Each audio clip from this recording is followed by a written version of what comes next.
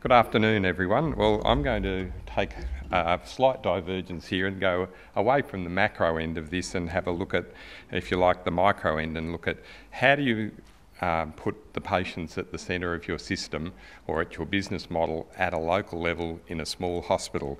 And so I was invited to just talk a little bit about what we're doing at the Bays. But first, I perhaps should explain where the Bays is and what it is, because there's a couple of characteristics of our hospital which I think aid the journey we're on. We're located down in the southeast of Melbourne, about 70 kilometres from the CBD, and as such we're sort of an outer fringe of Melbourne and in one of the growth areas at the moment. We talk about, whoops, I just clicked forward too far there. We are a 100-bed acute hospital.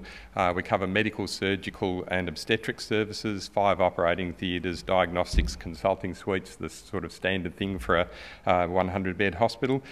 We also run a 75-bed aged care facility and dialysis service at a different location. So we talk about in our hospital about being community owned, and I guess that's one of the differences, that we are community owned in the sense that back in the 30s when we were first founded, we were built from funds and materials donated from the local community. That community formed a board of management and have governed our hospital ever since. It's been through various transitions from Bush Nursing Hospital through to the private hospital it is today.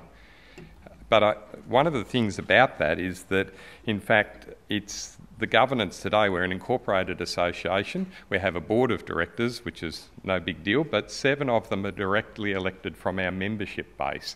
And we have members in the community who pay a small fee each year to stay as a member of the organisation, and by and large they're patients. They're actually electing our board, who are then driving the governance of the organisation, which is a little unusual. So for me, the sort of putting patients at the centre starts right at the top of our organisation. The members are the patients, past, present. They elect our board. They act as consumer reps. They engage actively with us as a management team, and about 150 of them actually volunteer on a day-to-day basis to work within the organisation. So we think that sets us apart slightly and gives us an advantage. We also, one other characteristic is there's not much other reason for us to exist. At the end of the day, we don't have other stakeholder groups such as shareholders or politicians or the public health department or anything like that. We are a not-for-profit community-owned organisation. If we don't actually engage with our patients, we won't exist into the future. So I guess it's bread and butter for us in the way we do it. It's after lunch, so it's appropriate that we have a look at this. As I say, there's not much other reason for us to exist. There's not many other drivers. So how do we do it on a day-to-day basis? These aren't innovative things. These are things most hospitals would be doing. Daily rounding by the managers. We use patient experience trackers, those little iPad-based things that are in the wards and around the hospital every day to get live feedback. We do the usual follow-up surveys and telephone calls. And all of our complaints, the comments, incident reports, every one of them goes off to our Safety and Quality Committee and to our Medical Advisory Committee and then through to our board. So there's very close connection from patient through to governance. Some would say we probably overdo it a little, that there's not much time for the patients to have some time to themselves, but nonetheless. What else do we do? As the CEO, I'm out there in our local community. It's expected of me that I'll engage very locally to find out what's going on and what people want. But perhaps a more practical example was a recent one.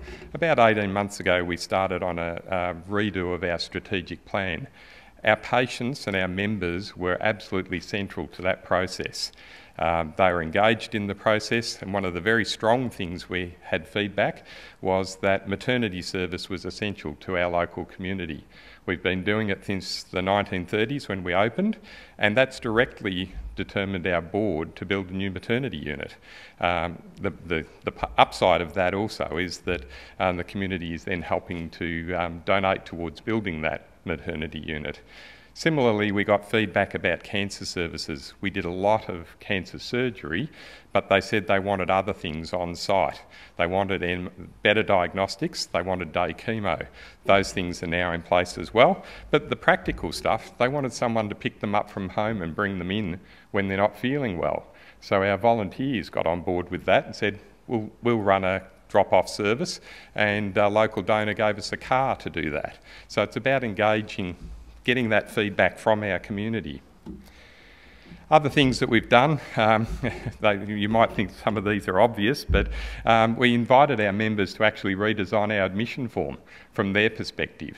So rather than our staff doing it, because they'd had one go, we gave it to them, and what they came back with was quite different, but it works well.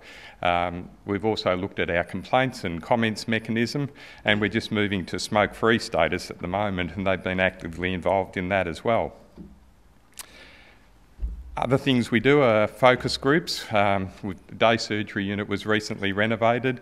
That was directly from our focus groups. The day chemotherapy centre that we put in had input design from our focus groups. Maternity unit is starting construction today, and there's been a great debate about whether there should be single beds or double beds, but we've allowed the community to have some say in that. Other bits and pieces, our website, Facebook pages, that type of thing, have had our community involved with them to tell us what they want from us.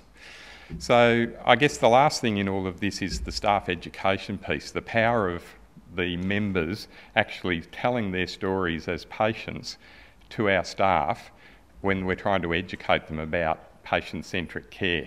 It's their stories that people engage with, and I think that's probably one of the strongest messages of the whole thing. So when you can use real live examples and they're talking to you up in front of the group, the staff really get it at that point.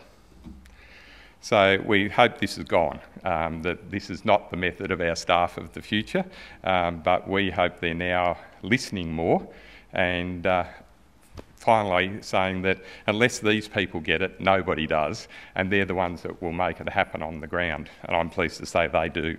So that's it.